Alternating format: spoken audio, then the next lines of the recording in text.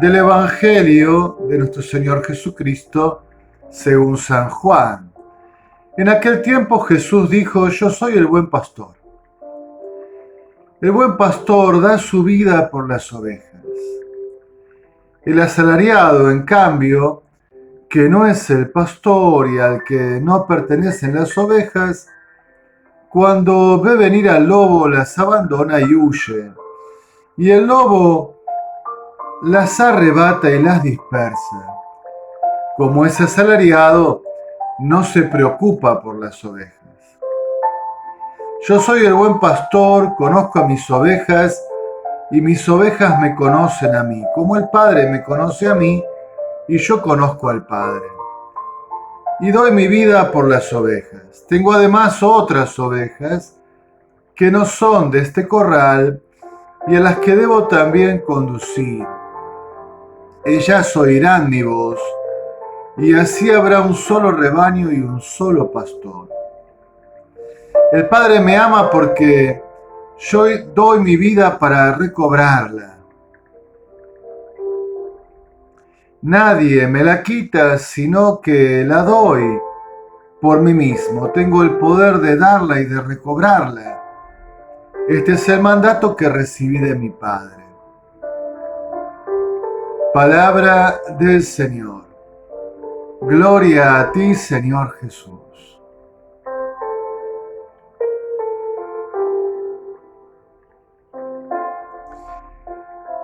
Toda nuestra atención fija en el buen pastor. Y el Señor Jesús afirma: yo soy el buen pastor de las ovejas.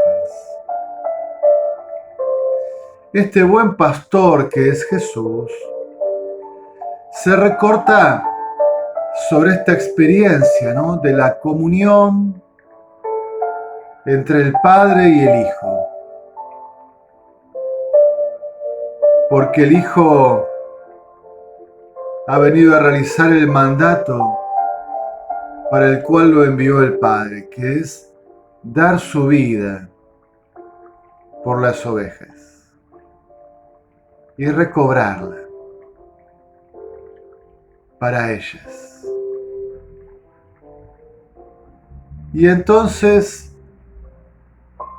el buen pastor Jesús se muestra como alguien que expresa la paternidad de Dios, que nos llama, que nos invita y que es capaz de dar la vida por nosotros.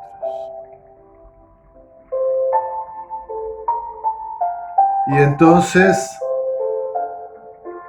el gran anuncio del buen pastor es que posibilita, que facilita, que hace accesible la comunión con Dios el Padre.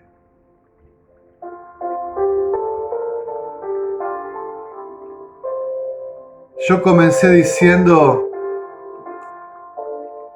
toda nuestra atención fija en el buen pastor, el Señor Jesús. Hoy se nos dice que las ovejas escuchan mi voz, la reconocen, saben que es mi voz y me siguen.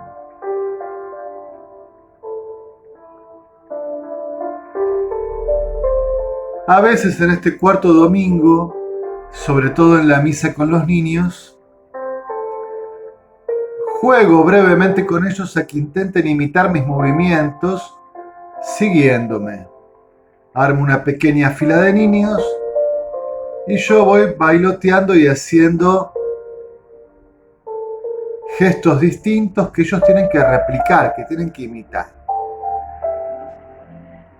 Evidentemente no podrían hacerlo si no estuvieran mirándome. Todos me miran, quizás ven al primero de ellos en la fila que está más cerca y al cual les soy más accesible en mis movimientos y gesticulaciones. Y así entonces reflexiono con ellos que para poder seguir a Jesús hay que estar atentos a lo que Él hace, a lo que Él dice, para de alguna forma copiar, imitar entrar en sintonía con su propuesta. Nosotros también tenemos que lograr esta sabiduría, ¿no?, de vida propia del discípulo. Mantenernos atentos con todo el corazón, con todo el alma, a los movimientos de Jesús, para, entre comillas, reproducirlos en nosotros. No, claro, como una reproducción automática, sino en el sentido de nuestra persona libre, que tiene voluntad, que tiene inteligencia y que recibe, acepta a Jesús como camino. Dejar que Él nos conduzca, nos anime. Poner nuestros pies en sus huellas. Permanecer en el seguimiento de Cristo.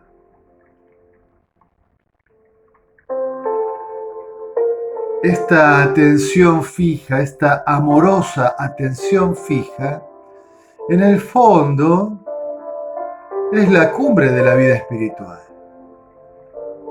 Claro que necesita entrenamiento, un proceso de maduración. Cuando los místicos hablan de esa relación esponsal con Dios, con ese matrimonio espiritual, la unión transformante, ¿de qué están hablando?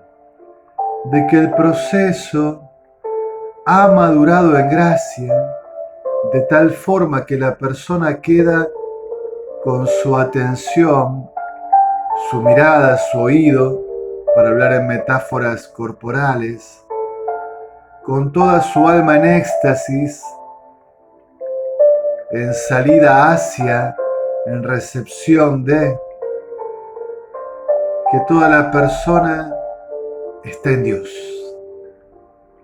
Ha aprendido a permanecer establemente en Dios. Bien, este es el camino del discípulo. No quitarle la mirada, el oído a Jesús. No volvernos sobre nosotros mismos, ni distraernos con todo lo que hay alrededor nuestro, sino aprender a fijar la atención en Cristo y desde Cristo y con Cristo entonces abrirnos a toda la realidad, a la propia realidad, a mí mismo, a la realidad de los vínculos con los demás, a la realidad de la creación, de la historia, sin perder nunca la estabilidad en Jesús, la permanencia en el buen pastor, en Cristo el Señor, la comunión con Él. Porque si perdemos la comunión con Él, todo lo demás lo percibimos y entramos en conexión con ello de un modo que deforma la realidad y nos deformamos a nosotros mismos. Cuando alcancemos esa estabilidad en Cristo, esa atención amorosa fija en Él, entonces podremos gozar rectamente y santamente de cuanto Dios nos ofrece. Si no, lo transformaremos en ídolos, desplazando a Cristo, endiosándonos a nosotros. Buscar alcanzar esa madurez de amor, la atención fija y estable en el buen pastor, en el Señor Jesús.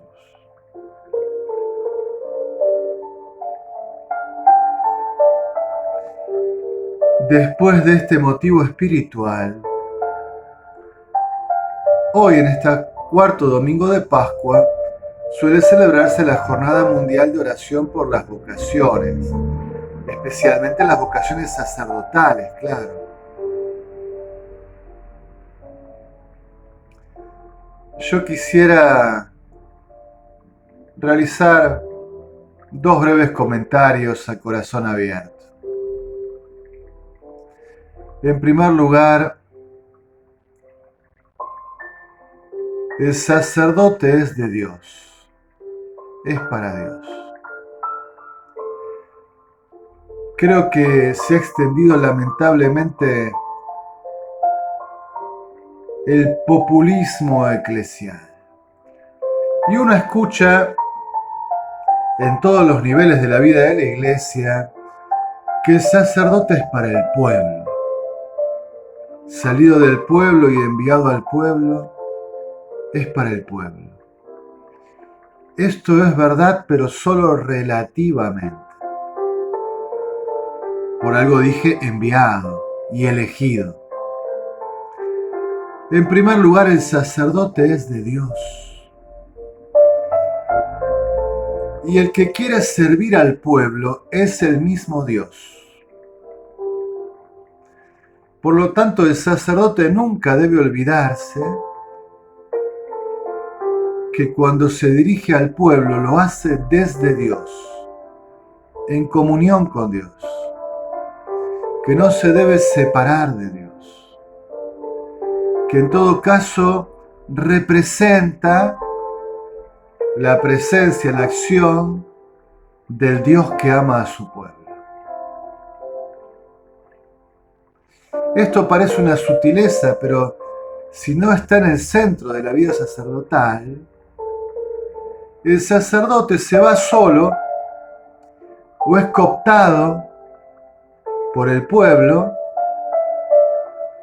y Dios y la acción de Dios puede quedar limitada o incluso impedida. Y entonces lo que pasa hoy, los curas se transforman en trabajadores sociales, agentes sociales, gestores para satisfacer las necesidades de la gente, lectores e intérpretes de lo que la cultura del tiempo, el espíritu de la época dice, pero eso es por sí solo insuficiente. Porque en realidad no debe olvidarse que está desde Dios, para su pueblo. Que debe representar a Dios para su pueblo. Debe representar a Dios para el mundo.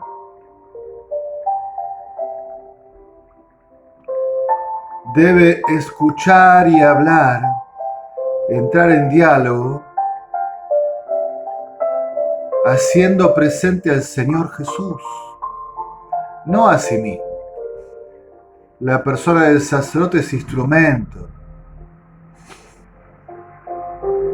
Está al servicio de Dios, para que Dios en el sacerdote le pueda hablar a su pueblo y al mundo entero. Pueda escuchar Dios,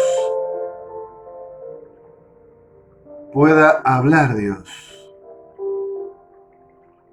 y proponga la salvación, la alianza con Él, la comunión con Él.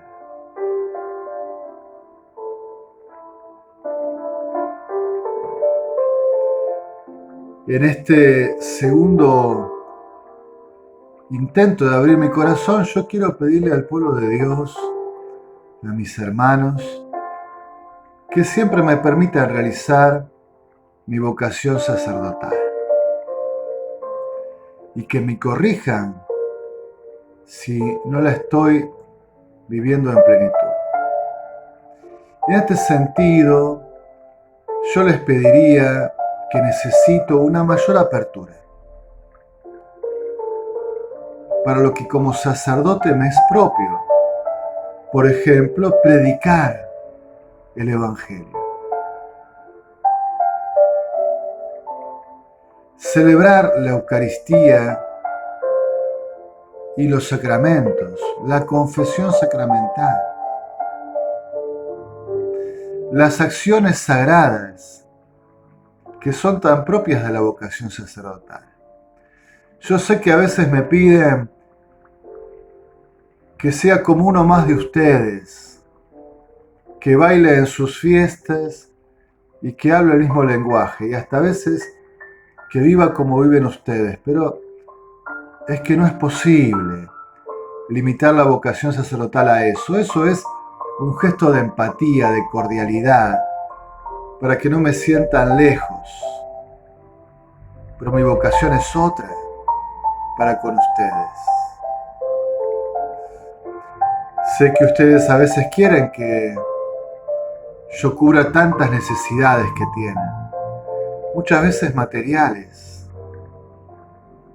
pero ese no es el centro de mi vocación, es parte de mi caridad y de la caridad de la Iglesia. Pero el centro de la vocación sacerdotal está en que ustedes puedan unirse a Dios, entrar en comunión con Dios, y que yo como sacerdote de Jesucristo sea un instrumento, una representación apropiada, oportuna, que facilite que ustedes se comuniquen con Dios y Dios entre en comunión con ustedes. Esta comunión que es salvación. Este es el centro de la vida sacerdotal. El sacerdote existe en la Iglesia para que todos, el pueblo, puedan poner la mirada y el oído fijos, establemente fijos, la atención amorosa, diría extática y arrobada, en Dios, en alabanza y gloria de la Santísima Trinidad.